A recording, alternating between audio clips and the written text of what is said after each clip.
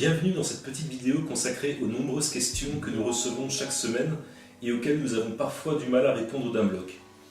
Nous avons donc décidé, avec mon équipe, de réaliser cette courte entrevue, cette FAQ, foire aux questions, d'abord pour que vous puissiez mettre un visage sur l'instigateur de ces actions de tractage, mais surtout pour donner des réponses aux questions que vous nous avez posées. Si vous habitez entre Leuve et Niederbrück, vous avez sans doute dû recevoir ces derniers mois des tracts comme ceci, qui évoquaient la politique désastreuse menée à Masvow-Niederbrück. Ces billets ont donné lieu à un grand nombre d'interrogations de la part des administrés, mais ont surtout provoqué une réaction chez certains élus. Ainsi, certains d'entre eux nous accusent de diffamation, d'autres, heureusement plus nombreux, cautionnent notre action.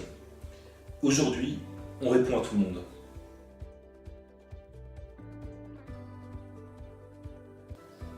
Tout d'abord, ne soyons pas naïfs. À Masvow-Niederbrück, les trafics, ils ont toujours existé. Moi, lorsque j'étais plus jeune, on me disait que Masvow était une plaque tournante privilégiée de la drogue. Plus tard, je me suis aperçu que c'était pas tout à fait faux. Et rien n'a été fait, ou très peu, pour endiguer le fléau qui ne provient pas directement de la commune, mais des agglomérations voisines. Les pouvoirs publics n'osent pas s'attaquer aux dealers, nos forces de l'ordre sont en sous-effectif et très moyennement équipées. Alors tombent des articles comme celui-ci qui contrastent avec des articles comme celui-là. C'est à n'y rien comprendre. D'un côté, la délinquance baisse, de l'autre, les cambriolages augmentent. On nous prend pour des imbéciles. C'est à se demander s'il n'y a pas une connivence entre nos élus et les médias locaux qui racontent un petit peu ce qu'ils veulent. Pour faire bref, l'État doit revaloriser le salaire de ses fonctionnaires de police et donner les moyens à l'armée, la gendarmerie, de lutter contre cette explosion de la délinquance qui est devenue une délinquance juvénile. Ainsi, nos jeunes sont embarqués par des caïds qui proviennent des quartiers de l'agglomération mulhousienne, belfortaine, etc. Mais ne nous leurrons pas. Si nos jeunes étaient correctement éduqués, intégrés dans la société, qu'ils avaient du travail, qu'ils ne zonaient pas constamment entre Seven et Gevenheim, que nos politiques locales prenaient en main le destin de ces jeunes administrés, nous n'en serions pas là. Nous n'avons pas simplement vocation à montrer du doigt les jeunes et dire ce sont des délinquants, ce sont des racailles, mettez-les en garde à vue et qu'ils payent. Non, ce n'est pas la réalité. La véritable racaille, elle existe, c'est vrai, mais hors de nos contrées et heureusement. Mais elle ne doit pas s'inviter dans nos communes. Au contraire, elle doit être éradiquée à la racine. Pour cela, l'État doit donner les moyens à sa police d'intervenir plus largement dans les quartiers sensibles et mettre hors d'état de nuire ces criminels. Nous aurons à ce moment-là une chance d'endiguer le phénomène dans la vallée et partout ailleurs.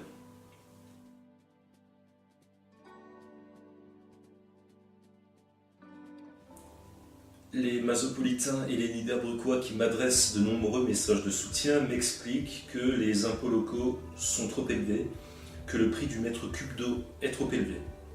Alors je me pose une question de bon sens. Qu'attend Laurent Lerche pour baisser les taxes?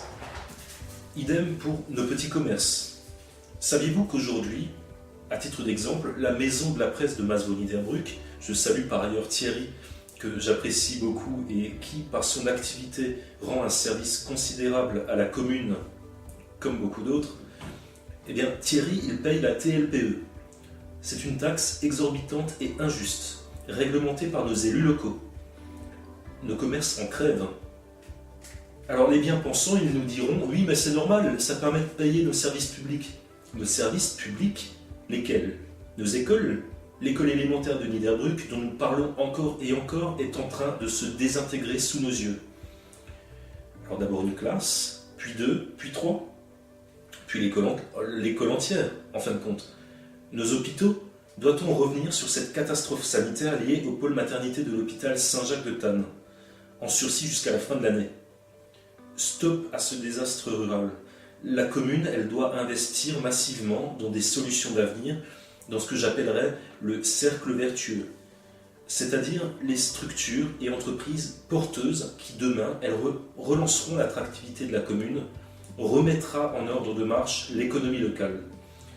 Il s'agit pour nous de ne plus dépendre des subventions versées par l'État, d'être autosuffisants, pour nous permettre, in fine, de maintenir ouvertes nos classes et nos hôpitaux.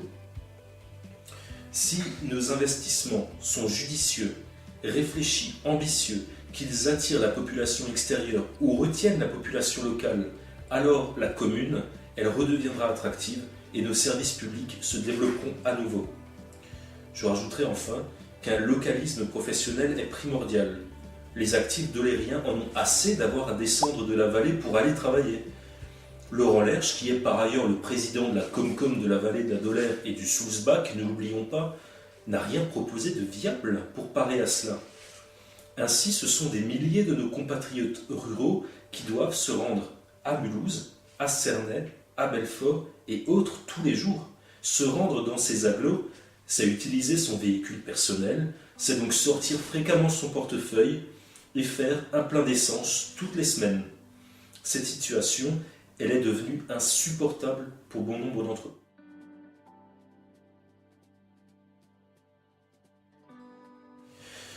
Nous avons volontairement conservé les deux questions, qui se complètent l'une et l'autre. Dans le contexte que nous connaissons, nous savons parfaitement qu'un jeune actif sans permis, qui habite Masvaux-Niederbrück ou la vallée, est un actif mort. Pour la simple et bonne raison que la commune elle n'investit pas assez dans les transports, la logistique. Nous ne sommes objectivement reliés à rien. Combien d'autostoppeurs croisons-nous par jour dans la vallée? Combien d'entre eux certifient ne pas avoir le permis de conduire ou ne pas avoir de véhicule pour X raisons? Il existe 1000 discours, mais un seul constat. L'absence de perspective professionnelle est en train d'étouffer nos actifs, et davantage encore nos jeunes actifs. C'est pour cela que tout doit partir d'un partenariat intelligent avec de grands groupes.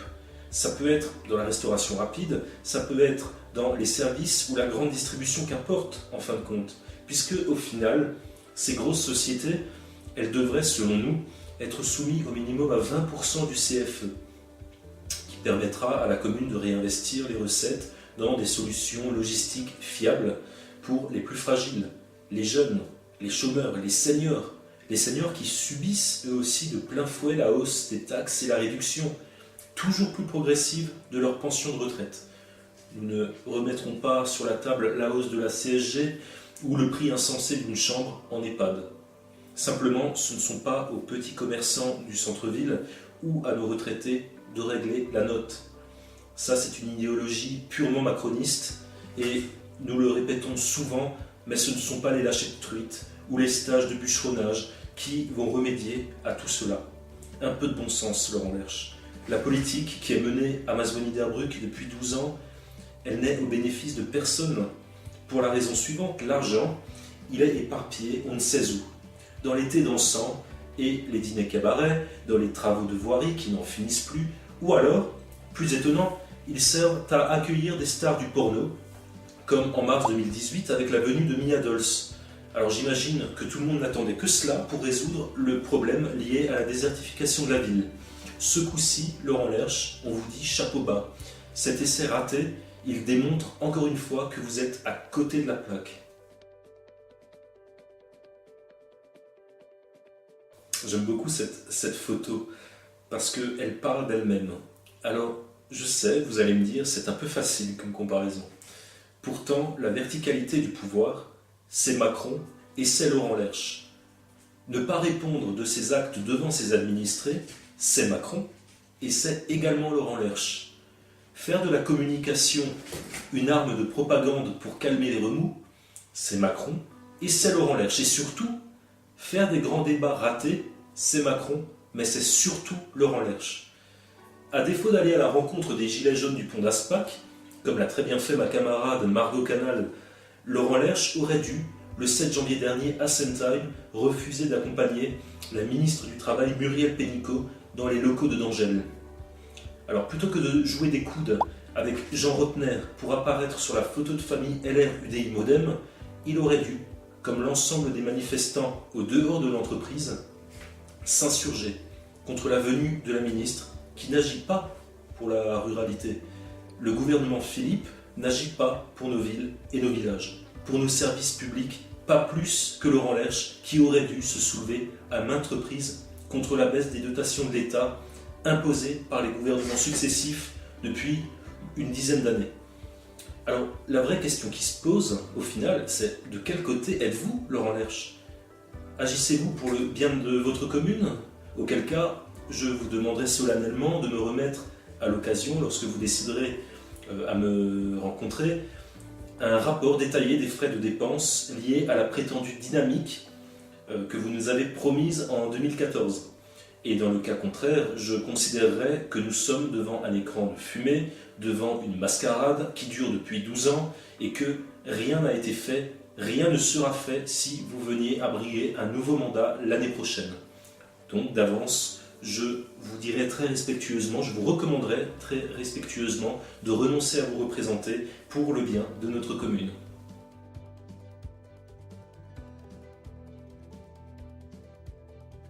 J'ai été donc convoqué par la gendarmerie et reçu très chaleureusement, faut le dire, par le major Schlatter qui vient d'arriver à Masvo-Niederbrück. Il semblerait, j'emploie volontairement le conditionnel, que les instances administratives et judiciaires ainsi que le procureur aient été saisis suite au dernier tractage que mon équipe et moi-même avons effectué dans la commune. Et la presse, notre presse régionale, subventionnée par l'État, donc par nous-mêmes, a relayé l'information suivante le 21 mars 2019, Laurent Lerche serait victime d'une campagne de diffamation. Alors le matin de la publication, c'était vraiment très drôle. On voyait à Masvo-Niederbrück, devant le tabac presse, une immense affiche jaune électrique avec écrit en noir « Laurent Lerche, victime d'une campagne de diffamation ». Et à côté, une autre affiche avec écrit en caractères plus modestes « La délinquance en baisse en 2018 ». Allons bon. Comme si cette nouvelle coïncidence n'avait pas été préméditée. En bref, nous avons beaucoup ri. Mais plus sérieusement, campagne de diffamation, je pense vraiment que Laurent Lerche devrait mesurer le poids des mots qu'il emploie. Est-ce diffamant de dire que le 15 novembre dernier, une conseillère régionale du Grand Est a proposé un plan de sauvegarde de la maternité de Thann à la majorité LR-UDI Modem, qu'il a refusé, catégoriquement refusé. Nous n'inventons rien, l'UDI, allié de LR et du Modem, a rejeté le vœu de sauvegarde de la maternité de Thann. C'est un fait acté que vous trouverez aisément sur Internet. Donc à un moment donné, stop à la langue de bois. Laurent Lerche, maire UDI de Masvo-Niederbrück, il faut le redire, aurait dû monter au filet, s'élever contre cette décision, transmettre peut-être un petit courrier à son ami Jean Rotner, président de région qui plus est, avec qui il accueille volontiers la ministre du Travail pour que soit reconsidérée cette sauvegarde. Il ne l'a pas fait. Ce qu'il a fait, en revanche, c'est s'exhiber, comme à son habitude, sur la place publique, devant les médias et un porte-voix à la main. Ça, tout le monde aurait pu le faire. Mais agir politiquement, dans un cadre en proposant une alternative à cette fumisterie et en communion avec l'ensemble des maires de notre agglomération, ça aurait été, à mon sens, plus bénéfique. Ensuite, selon moi, la polémique concerne surtout le dernier tract. Alors, j'ai eu droit à tout. Les insultes envers Jean-Luc Reitzer, maire délégué de Niederbrück, que nous avons effectivement qualifié de faire valoir, mais qui est un terme tout sauf insultant. Pour ceux qui en doutent, encore je les invite à ouvrir un Robert. La photo de Laurent Lerche, également sortie de son contexte, c'est vrai, mais qui apparaît dans le domaine public, en l'occurrence Google Images, pour ne pas le nommer. Les bandeaux bleu, blanc, rouge interdits en période de campagne. Nous ne sommes en campagne de rien du tout. La politique, tout le monde en fait. La vocation première du bloc politique, elle est d'informer sur des faits politiques et tout naturellement le contenu des articles n'engage que nous. Bien entendu, nous avons un avis tranché sur certaines questions, mais comme tout le monde, nous attachons une importance particulière à ce que les faits dénoncés soient vérifiés avant publication. Donc dans le cas où une plainte pour diffamation venait à être déposée par Laurent Lerche, nous nous poserions légitimement la question de savoir pourquoi. Puisque, en définitive, nous n'attaquons pas l'homme, mais la politique menée par cet homme. Un vieux briscard de la politique qui n'accepte pas la contradiction Reconnaissez que c'est un comble. Et quelle image, finalement, désastreuse pour sa légitimité à Masvonie-Derbruck.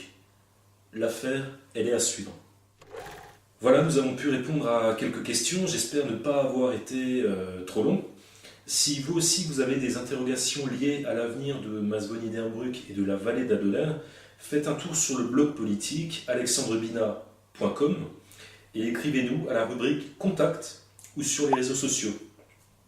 Nous reviendrons rapidement vers vous et nous publierons très certainement votre question lors de la prochaine vidéo, de la prochaine foire aux questions. N'hésitez pas non plus à liker, partager, c'est très important. Parlez-en autour de vous et n'oubliez pas que le combat passe aussi par là.